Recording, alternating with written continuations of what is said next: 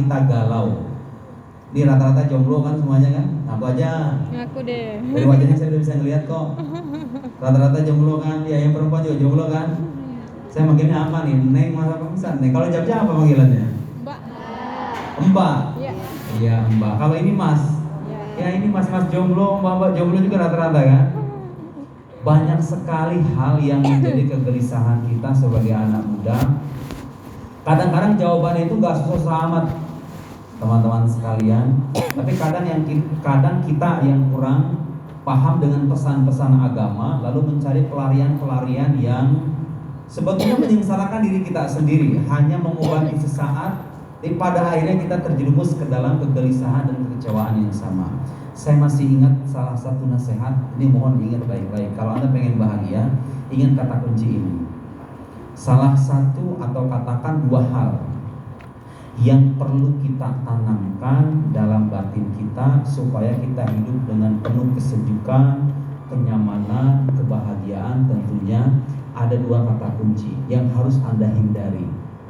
Pertama itu namanya kalau dalam bahasa Arab hammur rizq. Yang kedua hammul khalq. Apa itu artinya ham? Ham itu semacam kekecewaan, kegelisahan, kecemasan terhadap sesuatu, namanya ham. Tapi ingat, Nabi memberikan optimisme sama kita. Kalau kita memiliki ham itu, memiliki rasa gelisah gara-gara kita ditimpa musibah, ada sebuah hadis. Hadis ini kalau Anda pahami dengan baik, gak ada celah dalam hidup kita untuk bersikap pesimis dalam beragama.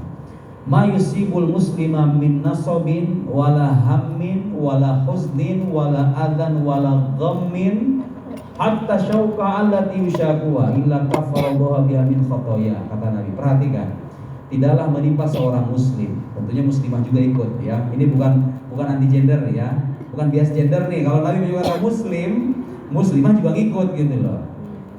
Tidaklah menimpa seorang muslim dari rasa lelah. Anda kalau belajar capek kan? Pastilah.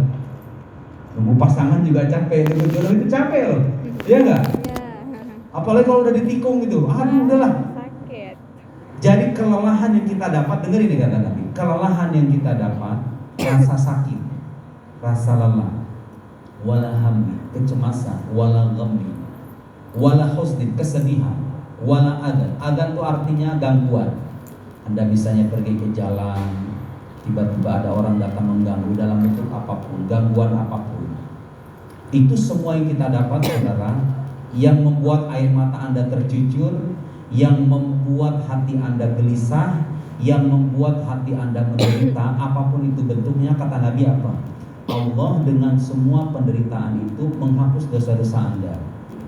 Sampai-sampai Nabi melukiskan kalau ada duri nempel di tangan kita, duri kecil, yang sakitnya gak seberapa, itu dihitung. Karena itu orang beragama kalau memahami pesan agamanya dengan baik, musibah itu hanya lewat aja. Tapi kan kita sedih, ya nggak apa-apa. Kesedihan itu sengaja Allah berikan supaya kita mengetuk pintunya dan kita ingat, betul nggak? Sampean kalau misalnya orang kaya raya, ya rata-rata ini misalnya orang-orang kalau keluar dari Korea kaya, saya kayaknya nggak bakal hadir di sini deh. Ya kan, mainnya di sana no, kopi shop, nongkrong, ya nggak? Ya, rata-rata orang itu ketika diberikan kenikmatan sering lupa, diberikan kesengsaraan ingat, betul nggak? Sampai kalau misalnya lagi tenggelam dalam rasa cinta dengan pacar, bawaannya kan pengen berduaan terus, ya nggak? Bukan ke masjid loh. Ada nggak orang yang pacaran kemudian ayo kita jalan ke masjid, nggak ada kan? Ya hanya beberapa mungkin ya soal-soal pengen ngaji gitu kan, ujung-ujungnya sama juga, ke coffee shop juga gitu loh. Jadi ketika Tuhan memberikan kita sedikit ujian, sedikit kesedihan, sebetulnya itu bukan cara Tuhan menyengsarakan kita. Memang tujuannya bukan menyengsarakan, tapi itu bagian dari cara Allah Subhanahu wa Ta'ala memuliakan dan menaikkan derajat kita. Jadi agama itu memberikan pesan begitu. Kalau kita merasa sedih, merasa kecewa, merasa cemas, Allah Subhanahu wa Ta'ala mengangkat derajat, kemudian melipat gandakan ganjaran. Karena Nabi SAW bersabda dalam hadis, asyadun nasi bala'an al-anbiya. Manusia yang paling banyak ujian itu para nabi, bukan kita. Karena itu jangan bertanya-tanya kalau Tuhan ada kenapa ya ada penderitaan, kadang-kadang ya gitu kan. Anda lupa yang paling menderita itu para nabi itu sebetulnya. Jadi nggak ada hubungan timbal balik kalau Allah sayang kepada hamba seolah-olah hidupnya nyaman terus. Enggak. Justru kalau orang itu semakin tinggi derajatnya, ujiannya kadang-kadang semakin berat. Buktinya para nabi kekasih Allah itu diuji dengan sangat berat. Anda yang sekarang diuji dengan ragam ujian apapun, jangan pernah merasa itu adalah cara Tuhan melaknat kehidupan Anda. Enggak, sebaliknya. Tuhan ingin Anda menutup pintunya, datang kepadanya, selalu mengingatnya. Nah, dengan kesengsaraan bisa lebih dekat dengan kita dengan kesengsaraan bisa lebih dekat kepada Tuhan ketimbang dengan kebahagiaan, betul nggak? Nah, kita kembali kepada tema yang tadi, hammur rizq wa hammul khalq. Singkirkan dua itu, hidup kita akan terasa berbeda. Kecemasan dalam mencari rezeki. Ngerasa itu nggak, Mas? Ngerasa itu nggak waktu kuliah? SPP belum kebayar, mau kawin harus ngumpulin biaya. Ngerasa itu nggak? Sering nggak Anda merasa kecemasan Anda terhadap rezeki membuat kebahagiaan Anda terganggu? Ngerasa nggak? Saya merasa kok. Waktu jadi mahasiswa, jangan kira Anda nggak. Saya nggak merasa. Saya pernah di fase begini. Jadi mahasiswa, saya mau cerita sedikit ya. Barangkali di sini ada mahasiswa yang nasibnya mirip dengan saya. Saya nggak tahu Mas, ini orang kaya apa orang miskin sebenarnya? The middle of. Kayak kalau orang kaya nggak perlu datang ke masjid ya. Saya itu saudara-saudara hidup lama di luar negeri sekitar 9 tahun. Ya kalau digenapkan sih 9 tahun. Tapi kalau ditotalkan secara presisi itu 8 tahun setengah.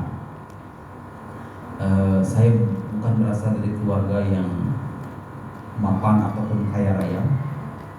Ibu saya memberangkatkan saya secara bertatih-tatih karena saya bermimpi sejak dulu pergi ke Mesir mempelajari ilmu agama karena terinspirasi sama Profesor Quraisy Shihab. Masya Allah. Kalau ke Mesir itu pengen jadi apa? Pengen jadi Pak Quraisy Shihab, udah titik. Menasib nanti berkata berbeda. Akhirnya saya nggak mengambil spesialisasi keilmuan yang sosok yang saya kagumi. Saya selama di Mesir itu hidup ya sebagai malaikat kadarnya. Anda percaya atau tidak, saya melihat piramid itu di tahun ke-7 ketika saya di Mesir. Tahu piramid kan? Tahu. Saya pergi ke Mesir, baru melihat piramid begini tahun ke-7. Itu pas saya mau pulang, khawatir ditanya sama orang, pernah ke piramid apa enggak gitu. Malu saya kalau nggak bisa. Kalau nggak menjawab iya, kalau misalnya nggak menjawab iya. Akhirnya saya daripada malu, ya sudah saya pergi ke piramid, ambil foto begitu ya. Saya dikasih uang sama orang tua saya 1 juta 1 bulan. Alhamdulillah sahabat-sahabat sekalian, selama saya hidup di Mesir dengan keterbatasan apapun, tidak pernah ada episode saya mau makan makanan nggak ada, tuh nggak pernah. Kenapa? Saya kasih rahasia ya. Kalau bisa nih mahasiswa, kalau pagi itu jangan tidur. Karena Nabi berdoa, pada tidur nggak kalau pagi? Udahlah madesu itu udah. Yang suka tidur pagi itu madesu udah itu. Masa depan suram itu udah. Ya, kalau yang suka kebiasaan tidur pagi, saya serius ngomong serius. Saya sering ditanya nih, gimana caranya bisa menghasilkan buku-buku kayak begitu tuh? Di antara rahasia saya sering saya bagikan sama orang-orang, gunakan waktu pagi. Kenapa harus pagi? Waktu pagi itu waktu yang sangat diberkahi oleh Allah. Karena Nabi sendiri berdoa dalam salah sebuah hadis, Allahumma barik li ummati fi bukuriha. Ya Allah, berkahilah umatku di waktu pagi mereka. Sampai-sampai guru saya bilang, Anda kalau misalnya berbisnis, jualan ya di jalan, pengen bisnis Anda untung dan mendapatkan keberkahan, caranya gimana? Kata guru saya, jam 6, setengah 7 buka. Orang masih pada tidur, biarin aja. Minimal Anda mendapatkan keberkahan doanya Nabi. Kalaupun nggak ada orang datang, minimal Anda mendapatkan keberkahan doanya Nabi, karena doa Nabi itu mustajab, gak mungkin ditolak sama Allah. Dan terbukti. Itu banyak penelitian-penelitian sekarang melakukan di Miracle of Morning. Sampai ada bukunya itu kan? Pernah melihat gak itu? Mujizat diterjemahkan ke dalam bahasa Arab, judulnya Mu'jizatus Sobah. Lihat di internet ada ya. Orang-orang yang sukses secara dunia itu rata-rata Hotman Paris, tahu Hotman Paris kan? Tanya sama Hotman Paris, saya suka pernah lihat wawancara dia, itu dia non muslim. Tapi lihat, Allah itu adil. Siapapun yang menempuh jalan-jalan kesuksesan duniawi, muslim atau non muslim, padahal dia akan memetik buahnya. Bang Paris itu katanya tidurnya aja jam 9 udah tidur, bangun tuh jam 3. Tentu nggak sholat tahajud ya. Orang pasti nggak sholat tahajud. Jam 3 udah bangun, kemudian mulai pekerjaan. Dan lihat, ya kita nggak bicara soal pahala dunia akhirat, kita nggak bicara soal pahala ukhrawi, tapi lihat kesusahan duniawi dari orang-orang sekalipun dia non muslim memanfaatkan waktu pagi itu luar biasa. Pesan saya sama mahasiswa, kalau pagi jangan tidur. Sebaliknya mas, kalau sampai sudah terbiasa nggak tidur pagi, susah tidur pagi itu. Kayak saya nih, alhamdulillah gitu ya, sudah sampai pada level itu. Kalau mau tidur pagi itu susah. Jadi pagi saya berangkat sekitar jam 5 atau setengah 5 gitu, habis selesai sholat subuh mau ke bandara. Mau tidur pagi nggak bisa tidur pagi, karena sudah terbiasa. Guru saya di Mesir mewasiatkan begitu. Kalau bisa tidur pagi, kalaupun terpaksa tidur pagi, kata beliau, kalau bisa setelah matahari terbit. Itu rahasianya banyak mas. Guru saya itu seorang dokter, seorang ulama. Beliau itu mensyarah, bikin majelis pengajian kitab hadis, kutub sab'ah, semuanya khatam dari awal sampai akhir. Masya Allah. Jumlahnya kalau episode pengajian itu ribuan. Sahih Bukhari, Al-Burhan, Sunan Tirmidzi, Sunan Nasai, itu semua ribuan jumlahnya. Kayaknya saya kalau sampai usia berpuluh-puluh tahun mendengar pengajian beliau nggak kelar-kelar kayaknya. Ditanya rahasianya apa? Rahasianya apa? Al-Bukur. Bukur itu artinya bergegas di waktu pagi. Memang kebiasaan beliau begitu.